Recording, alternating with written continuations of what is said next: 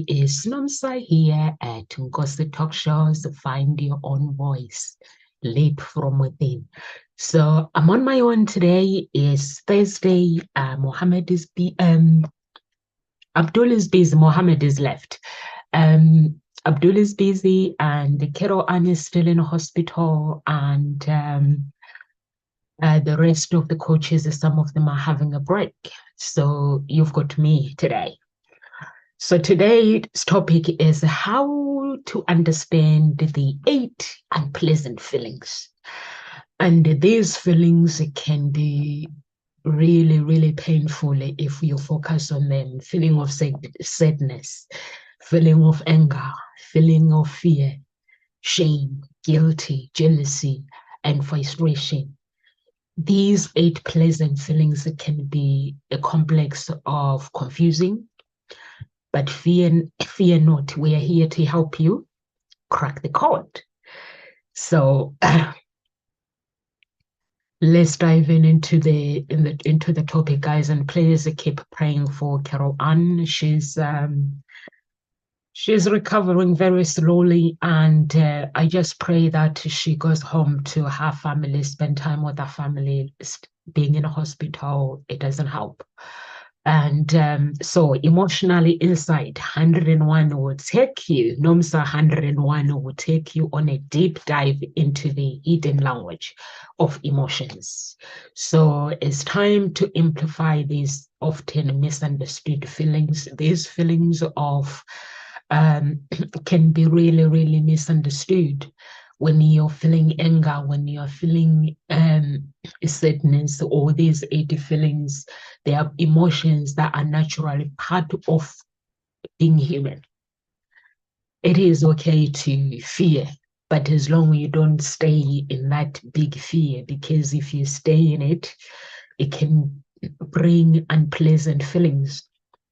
So these feelings provide valuable information about our needs and our desires. But by understanding these 8 unpleasant feelings, you can gain emotional insight and make informed choices in life.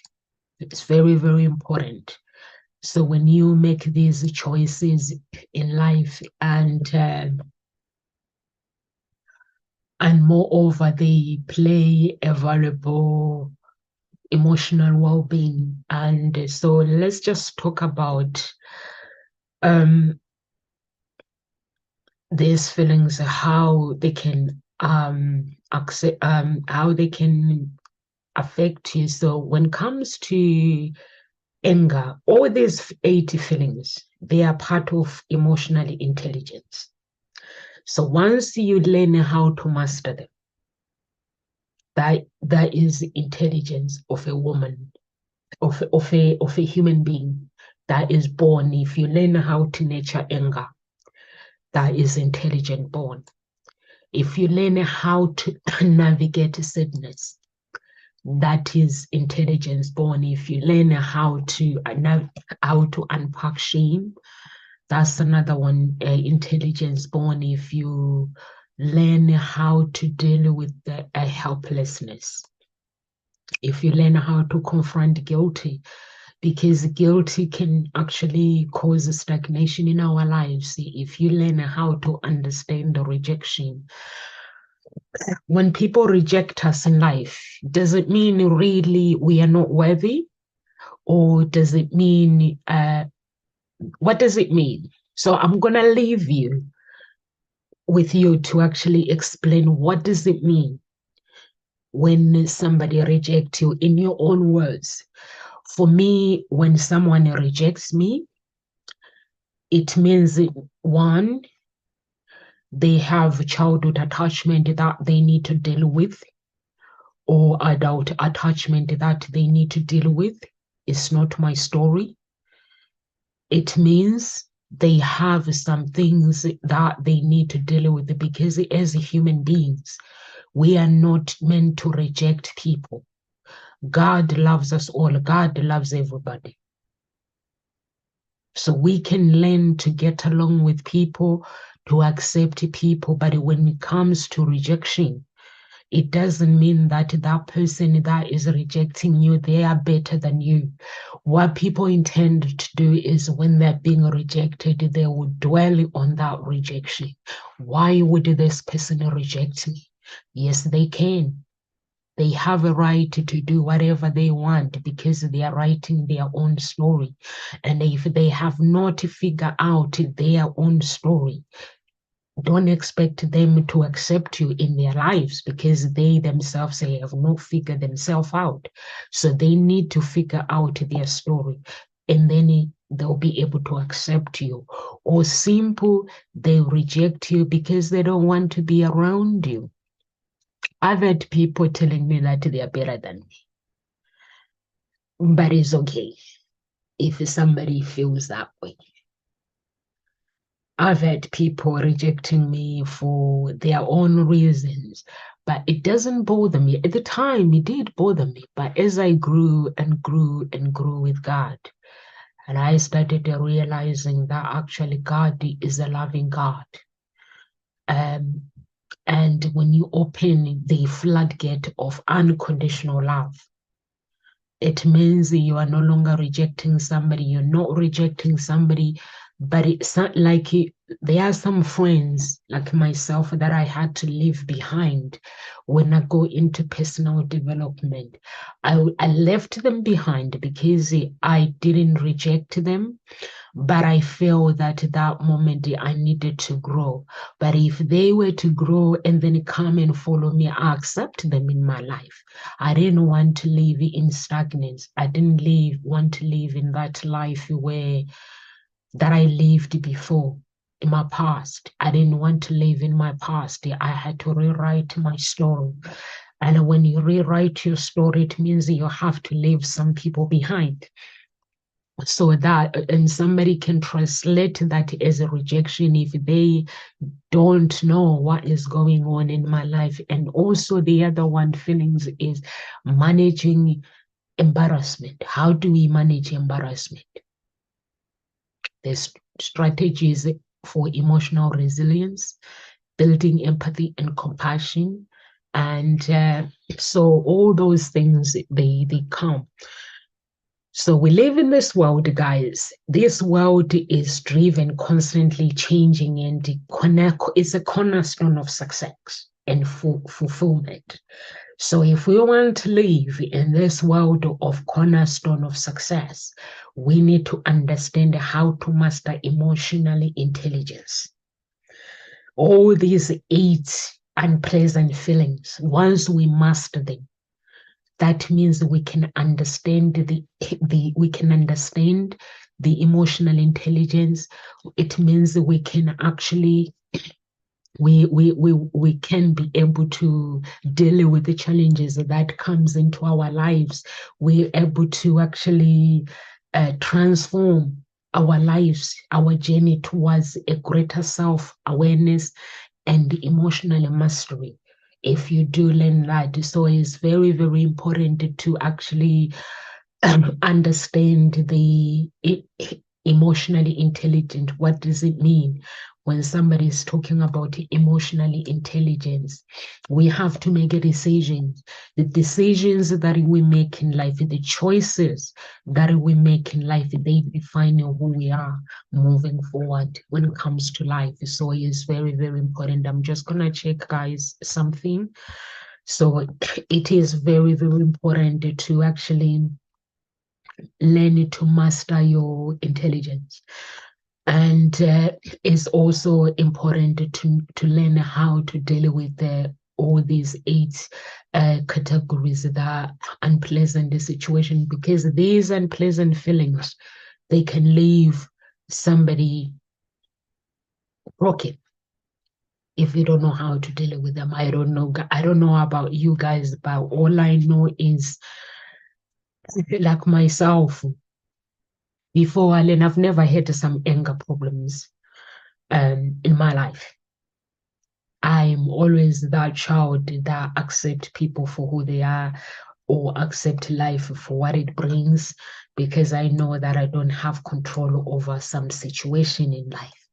So self-regulate, the capacity to manage, control your emotional responses, ensuring that everything aligns with your goals and your values. So that is very, very, very important to understand that. How do you nurture anger? If you guys are watching and you feel you want to get involved and you want to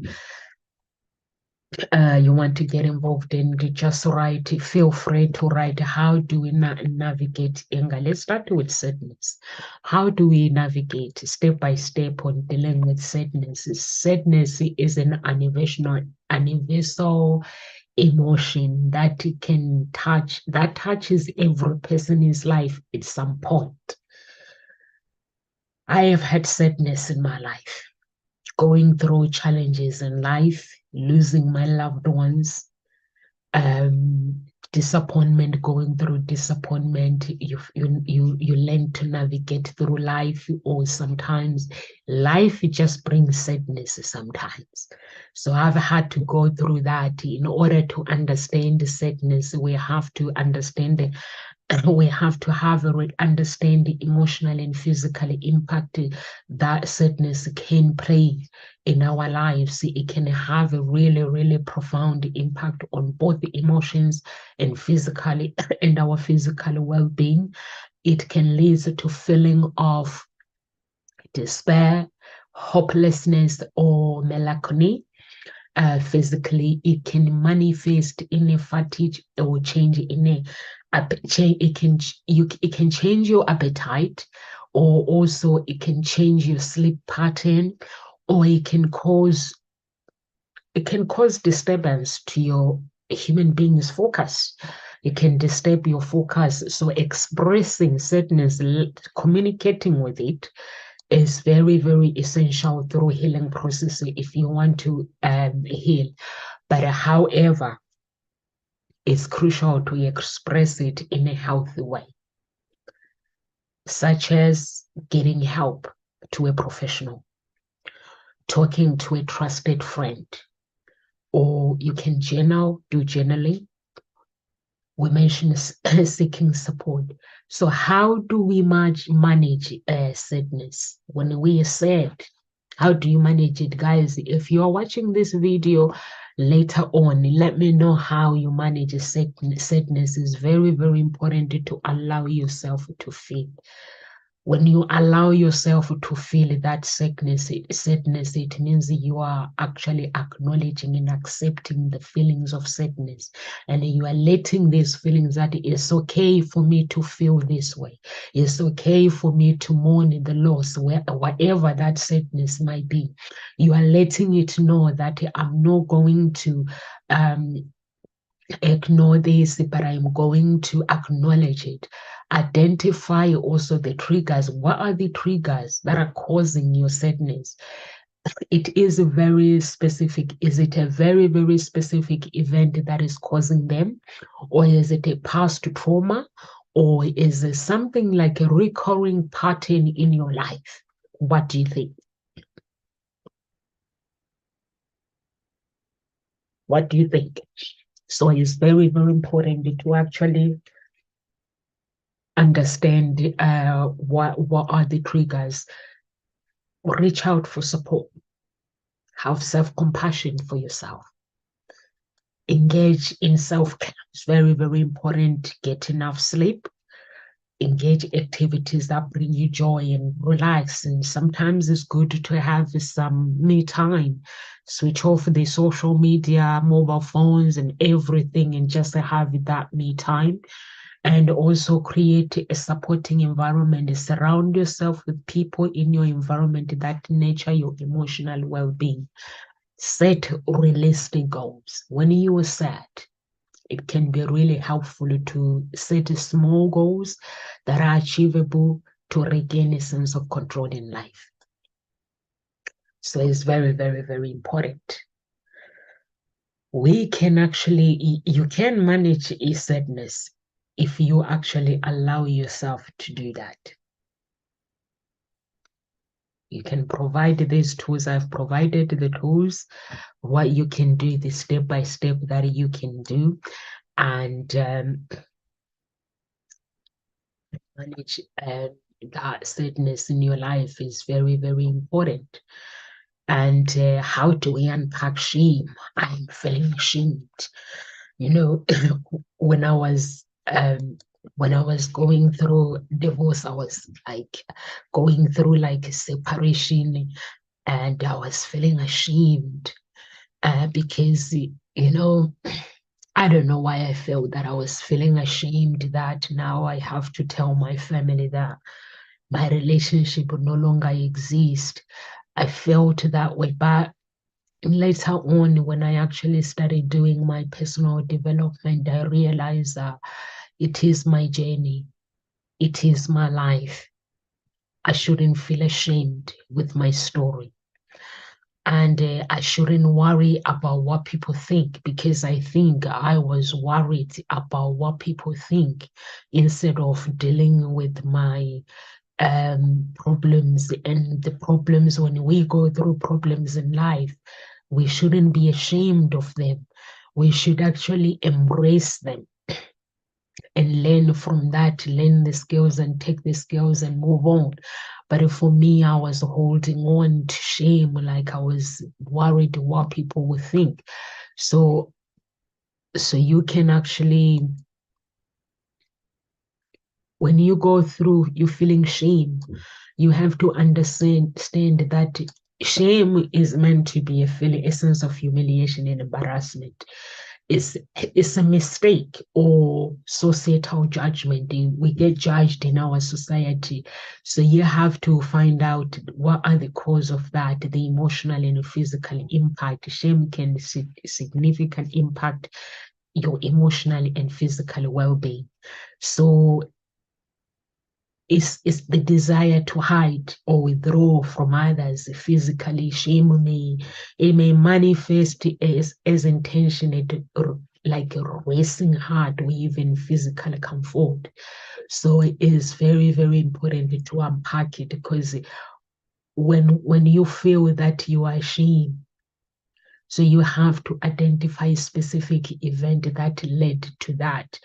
So you have to is shame rooted in reality? Ask yourself that question. Is it really rooted, or is it a distortion of the truth? Often shame can actually, or is it a flaw or a mistake? What do you define shame? When you feel that, how do you manage it? Practice self-compassion.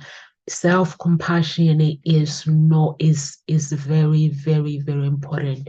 Treat yourself with kindness. Be kind to yourself, and understand that as you would understand, like looking after yourself, as you would do the same to your friend. It's a similar situation. Challenge those self-critical thoughts that are actually making you criticize yourself and feeling that shame. Challenge those negative self-beliefs, and also examine them and challenge them. If they're accurate, seek support. If you're feeling shame, I'll never feel ashamed of anything anymore, because I understand now that I don't have to be ashamed anymore, because we were created in this world to love each other, to support each other. There are gonna be people in life that are not going to support you. So we have to practice our vulnerability and break free from that cycle of shame, or practice mindfulness as well is very, very important. And reframe. If you're feeling shame because of the mistakes, the relationship is not going well, and you're feeling ashamed of it, reframe it. Rewrite your story. Focus on self-improvement. It's very, very, very important. Feeling ashamed, blaming yourself, and thinking that, wow, I should have done things differently. Yes, it's blame. Yes, we feel ashamed, but do we really need to feel ashamed, or do we just need to accept things as they happened and just move on?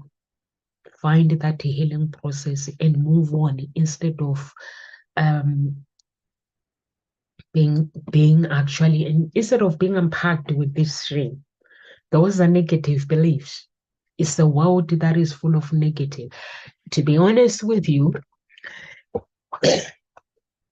I always tell myself that if God loves me, if He really, really says, Nomsa, come as you are, I love you with all my heart.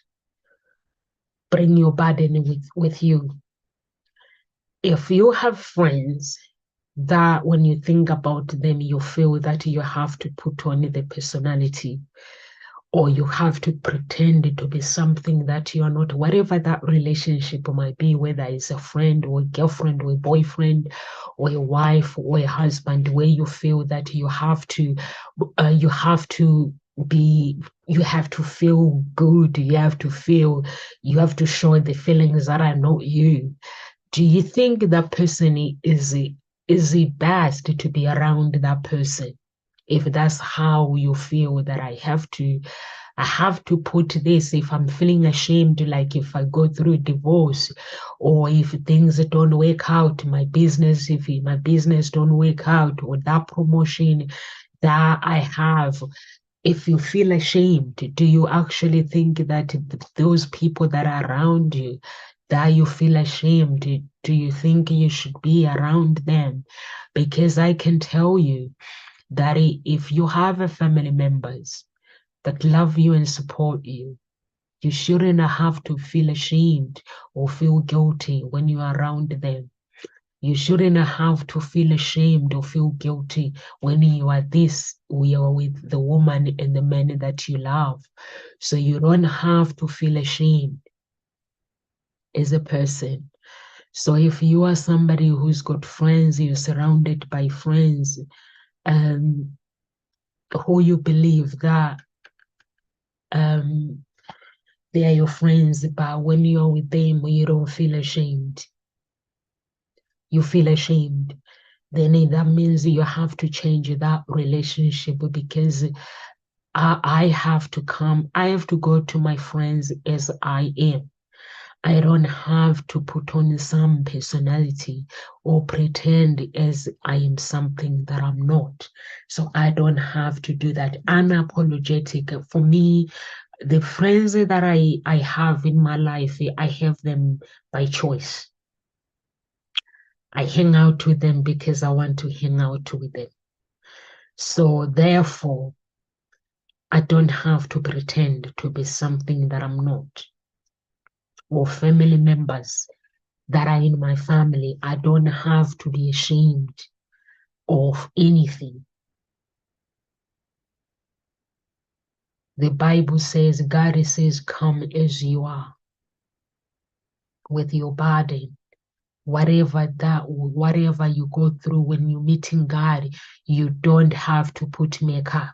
When you go to the battleground for prayer, I have never met anyone that says, Nomsa, I need to put makeup on you, or I need to do my hair before I pray. I've never met anyone like that.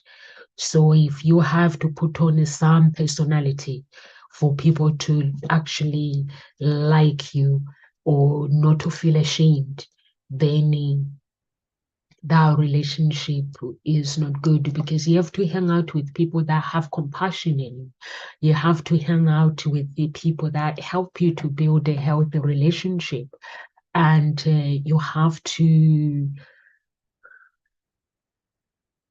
hang out with people that help you with your well-being.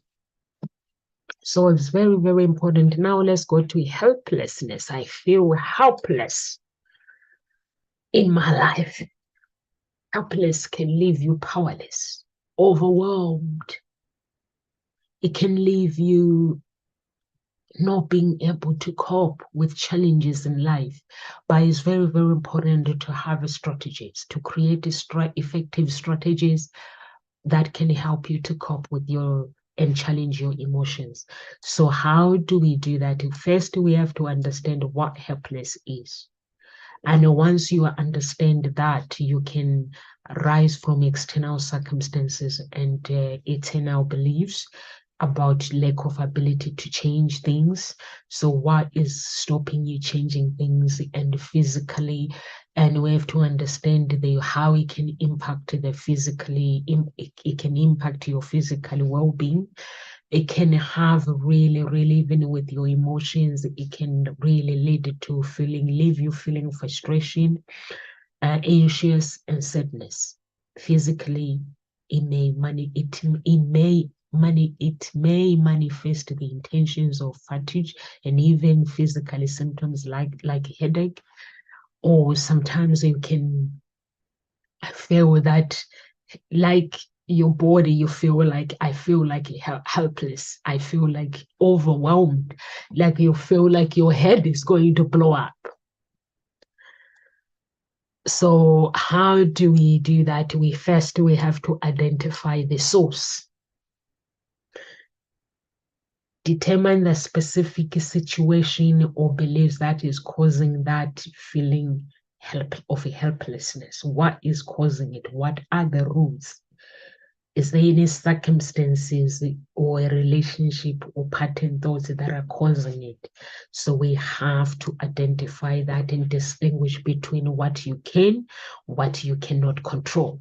So having that clarity difference between aspect of the situation you can influence and those beyond your control is very, very important to focus on what you can change in life. So some people, they get so frustrated, they get so overwhelmed because they want things to happen how they want it, but in reality, it cannot happen. So they get so overwhelmed, they can get so wind up with things. Seek support if you're feeling that way, or if he is feeling overwhelmed because of work, you can actually break the task into smaller chunks. So step by step, and then you can actually do them without feeling overwhelmed. Or if you're feeling overwhelmed, set realistic goals and celebrate your progress, no matter how small that progress might be. Celebrate. And also mindfulness. If you are a Christian, please do meditate in the Word of God, do pray, do fast. It's very, very important. When you fast, you activate your spirit man, the Holy Spirit will be able to connect with you. um without God, life is empty. I don't know about you guys. Without that higher man that is in the third heaven, God's throne of grace is in the third heaven. Without the connection in the third heaven, life is empty. I can tell you this. I don't know about you, but for me, without God, my life is empty. I need that connection in order for me to do my everyday today life. I need to connect myself to the throne of grace so I can have an easy day, so I can manage my goals, set realistic goals, so I can manage my life. It makes life so easy. When you understand how God works, it makes your life so easy. Without him, I don't know how non-Christians survive. But without him myself, I look at my life, how I was before. I was a child who didn't care about stress or you name it. But when I came to the UK, having to pay my bills, now I have to understand how much I'm going to pay a month. The bills, the food, everything was on me. That was stress.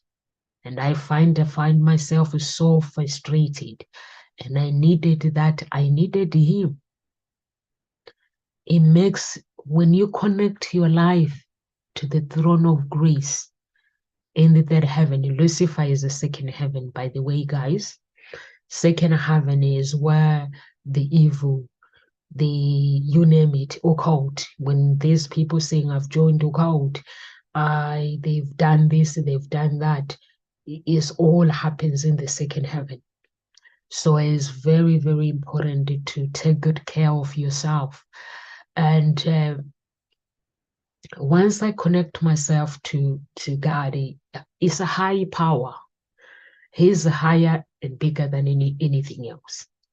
The Alpha and the Omega. He is the Alpha that takes away pain. He takes away shame when you are feeling ashamed. He takes away the helplessness. He wipes all away. He wipes away the problems that are causing helplessness. He helps you to manage them. Whenever you find yourself having those problems, God, He helps you, will help you. If you're a non-Christian, you have to find the rituals that can actually help you to actually find a breakthrough. But for me, I can tell you, living as I lived as a Christian that was a fake Christian that did not understand what I believed. I call myself a fake Christian because at the time I didn't understand God. What was God? Once I got to understand it, then I got to learn how to deal with life, because life, it can be very confronting.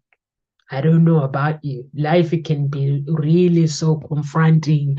Now let's talk about guilty. How to deal with guilty, confronting guilty in life, because life, it can actually bring challenges. It can actually, while we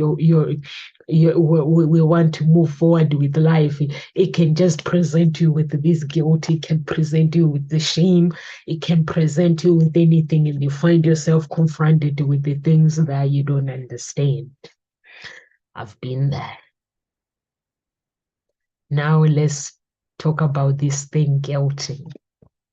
Let's understand what guilt is about. How do you confront guilty?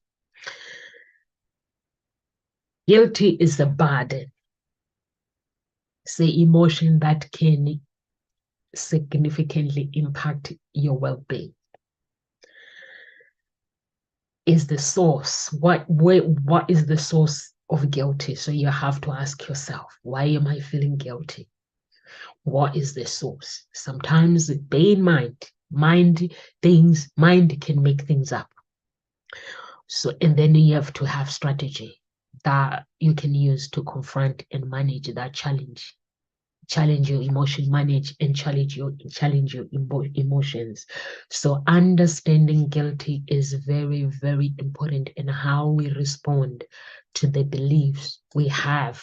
When we're feeling guilty, it means one thing. It means else our mind is making things up, or there's a belief that has been violated in our heart, our own moral or ethical standards, or have caused harm to others. Maybe. Or it often arises from a sense of responsibility for perceived wrongdoing.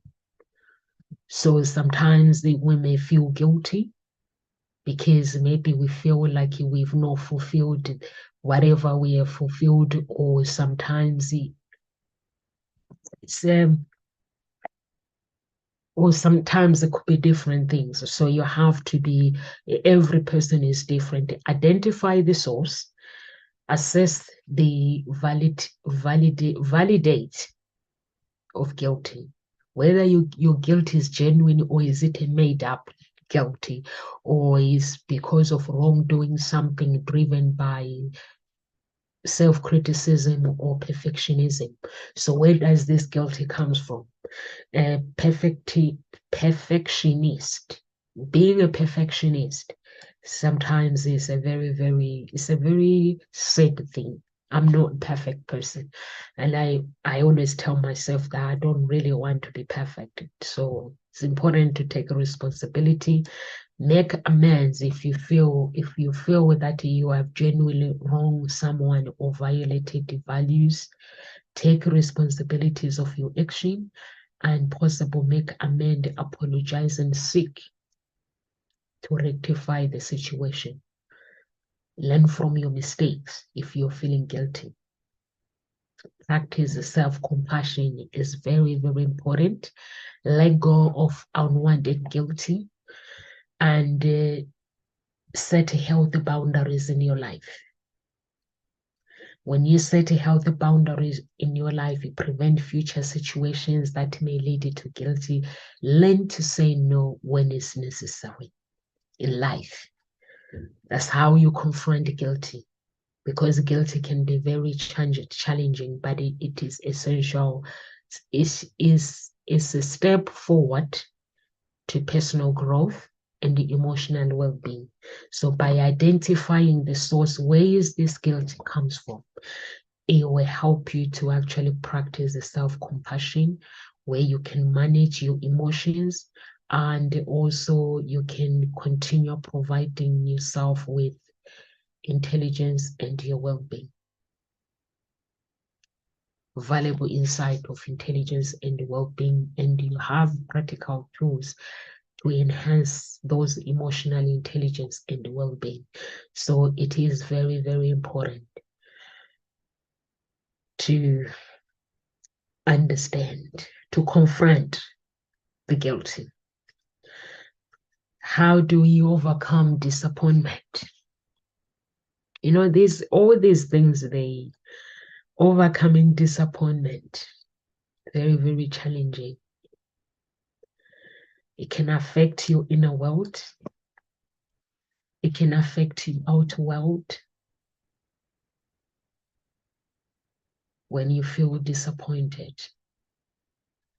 So the source and strategy for that, overcoming and manage these emotions of disappointment, is first you have to understand what disappointment is. When you feel disappointed, why do you feel that way? Understand the source of and then also expectations, or maybe there is a gap between what you hope for and what you actually acquired.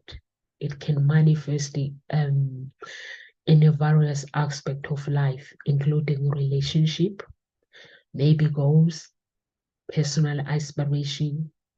So it's very, very important to be aware of those things and the emotional and the physical impact in our lives. The disappointment, how it can impact our lives. It can leave us very frustrated. It can leave us very, very angry, physically disappointed, can manifest like as tension, fatigue, and changes in mood. Somebody can actually change their mood. So acknowledge your feelings. That's how you overcome disappointment. And also identify where the source comes from. Adjust the expectations, or if you feel that you have expectations in life. I've learned this thing the hard way, guys, that I don't have expectations in life. The reason why I'm saying I don't have expectations in life, I find myself, the more I expected to have this hope that I expect, I have faith. There's a big difference between hope and having faith and having these bigger expectations. So what I do is I create my goals. And once I create my goals, I then have to put it out there to God to actually help me to manifest whatever that I desire in life. He knows my heart anyway. So all I do is I ask him to help me to actually manifest whatever my desire are, and I put them out there. He knows my desire in my heart. So once I do that, then I have to have faith.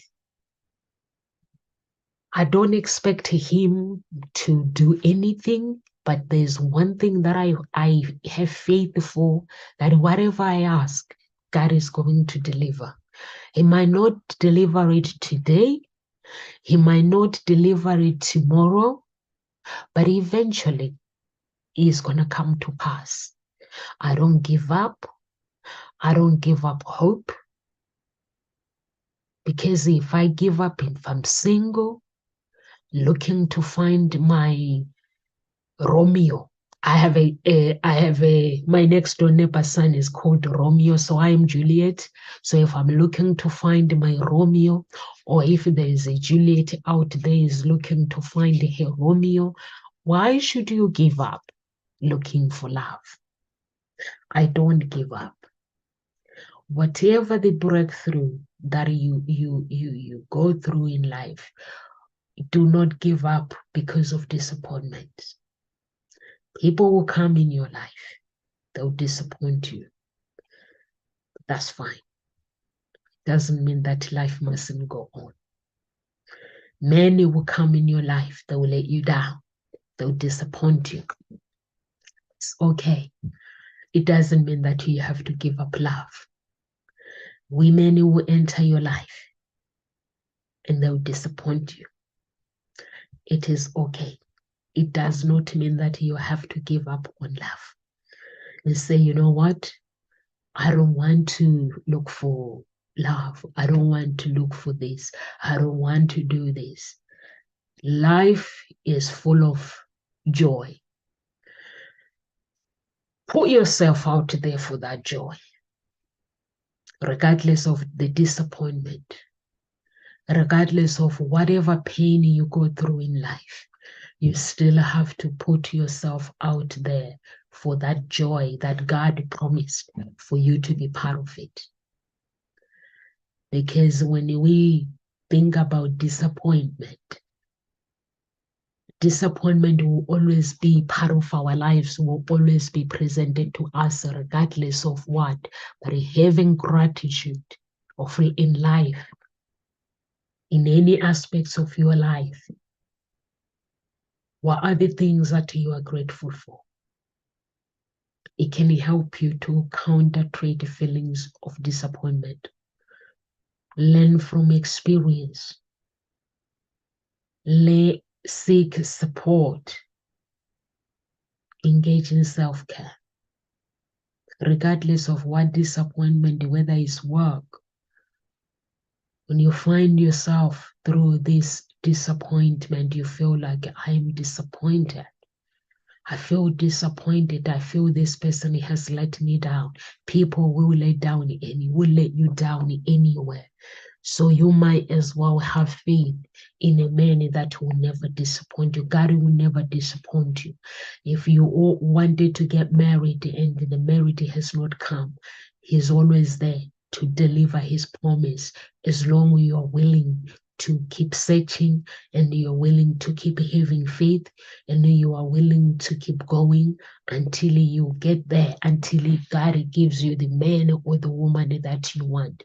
If it is the health that you want, keep fighting for healing. Keep desire that healing in your heart. He knows your heart. He knows what you desire. So don't feel disappointed if you feel that, you know what, Nomsa talks about God, but I feel that this God has disappointed me. He is not, it doesn't come when I need him. His time, I'm afraid, is not yours. Whatever you feel that you have lost, the disappointments that you have had for many, many years, He can turn that disappointment to glory in 1 second. Then it's up to you whether you accept that glory or you don't. It's very, very important to have faith, not to focus on disappointment. Disappointment is always there, but we have to trust. And we deal with rejection. Understanding rejection is very, very important. It's an universal yet often painful emotion that can lead. It can actually leave us with low self-esteem in our interpersonal relationship. So it's very, very important to understand the rejection and what causes it. Why do we feel rejected? Romantic. Why do people reject us? Do people really reject us because they are better than us, or they reject us? Why do they reject us? Sometimes people reject us because maybe we're not ready. Like if I was to where I am today, my emotion, and then meet somebody that is not ready, do you think I'll stick around for them to be ready? I wouldn't. And you wouldn't either. So if you are somebody who knows exactly what you want, and you know your desires, you know your beliefs, and you meet this person or you meet this woman that is confused in a confused.com, or you meet this man that is in a confused.com that does not know what they want in life, do you think you're going to stick around? You might decide this is not for me. I need to move on. So it doesn't mean that you are rejecting the other person, no, but sometimes people can actually think that it is rejection. So it's very, very important to be aware of what is rejection. So recognize our feelings, identify the source, what is causing, what is bringing this separate rejection from self-worth. So it's very, very important to actually separate that when you are being rejected, instead of without judgment, do not judge yourself. Understand that it is a natural response to challenging situation, and also reflect on the expectations. We might have expectations in life where we go to work, look for work, and then we get rejected. There are so many people that talk about how many times they were rejected before they became billionaires, before they became millionaires. And in relationships, so many people get rejected. And also, it's very, very important to understand ourselves well. And once you actually reflect on expectations, consider perspective. Try to see the situation from the other person's perspective. And that can help you to actually gain the insight of their action or their decision, why they made that decision. And if seek support, engage in self-care is very, very important. How do we manage embarrassment? You know what? I feel so embarrassed. When you feel so embarrassed, sometimes it can be uncomfortable. So it's very, very important to actually manage your emotions when they rise from perceiving social security. And also, if you feel that there's a violation of social norms or whatever that might be, dealing with them, understand what embarrassment can do to your life, and manage that, and acknowledge the feelings. Do not ignore the feelings. Put in perspective on that feelings. Practice self-compassion is very, very important. Reframe your negative thoughts. Have a sense of humor in the process. Direct your source. Seek support. Learn how to grow as a human being. And it's very, very, very important. The strategy of managing our emotional resilience is very, very important to develop self-awareness when it comes to life, and also cultivating a mindset, growth mindset. Building support system is very, very important. Practicing self-care, compassion is very, very important. Setting realistic goals is very, very important. Developing your solving problem skills is very, very important. Cultivating your flexibility and practice gratitude is very, very important. Seek professional help from the professionals, and also pray for your life. Pray for yourself. Maintain physical health. Engage in meaningful activities. Stay connected to the society. and with your loved ones and the society as well. Learn from adversity is very, very, very, very important. And what is the strategy? So cultivate self-awareness. I've mentioned that build a strong relationship around you, maintain that supportive relationship with friends and family, your social connections, provide a vital buffer against life challenges. Life will bring challenges, and learn to foster a growth mindset. And I've mentioned the skills as well is very, very important to actually, how do you build empathy and compassion through these 8 things that I've mentioned? Learn to share your feelings to with the other person. Have compassion yourself. Compassion goes beyond empathy. It involves not only understanding the other person's suffering, but also a deep desire to alleviate it and offer support. So it's very, very important to practice listening, cultivate curiosity. I'm very curious about life. Read empathy literature, volunteer to help others.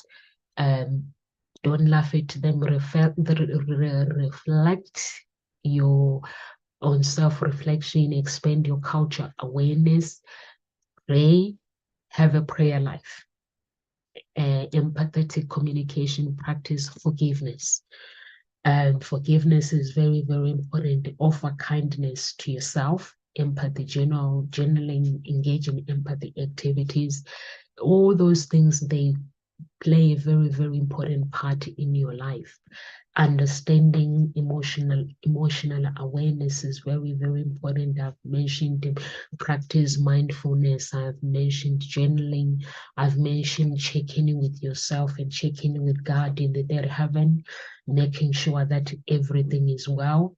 Label your emotions, seek feedback from your trusted friends and family members. Observe your physical sensation. Practice empathy, connect with your values, reflect on past expectations, rewrite your past, seek therapy or counseling. Because the talk shows we are here for you. Embrace your vulnerability. And also is very, very important to build relationship and emotionally intelligent. Have empathy, effective communication. Is very, very important to be somebody who understands conflict and resolution.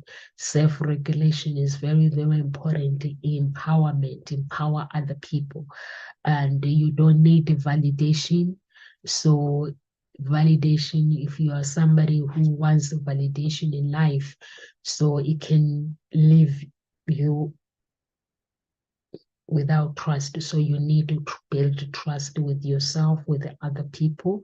Activate listening. So many things that you can do to actually change things. And it's very, very important when it comes to how emotionally intelligent benefits with the workplace. Enhance leadership.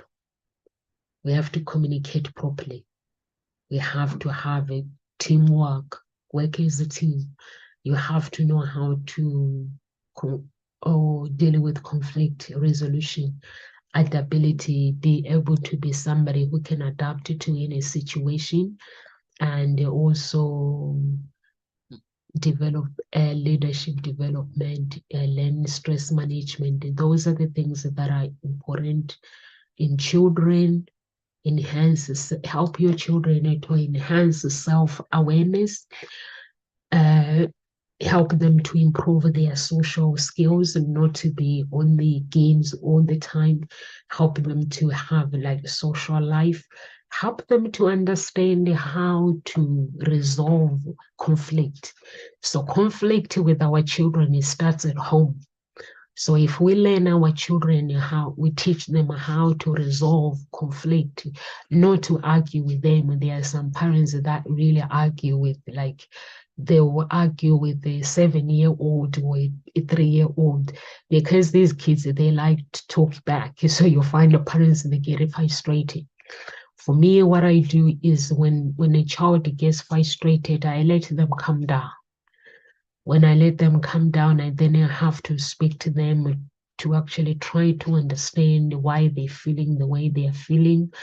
And normally is the blame is mommy this, mommy that, the blame. So you have to just try to find how to get through to them and communicate with them, how they can listen to you, how you both can come and solve problems together, and be a role model to anybody's life. Encourage uh, when you become a role model to a child, and help them with the essential skills that can help them to build their future. I think that is very, very important. What I will leave with you guys today is these feelings that I have mentioned. They are part of us, they are part of this world. So if you find yourself feeling shame, guilty, anger, helplessness, the list goes on, know that just find the source. Where are these feelings coming from? What is the cause of these feelings? Why do I feel the way that I'm feeling? So try to find the source and deal with them. Don't ignore them, because when you do ignore these 8 feelings, it can cause anxiety, can cause so many things. And God bless everyone. If you are looking for love, please go to my website www.hseia.com and register through the agency. And if you are looking to find your own voice and lead from within, and please do go to the same website. There is a coaching part where you can make some inquiries and tell us your problems, and we'll get back to you. Live with grace, everyone, and God bless.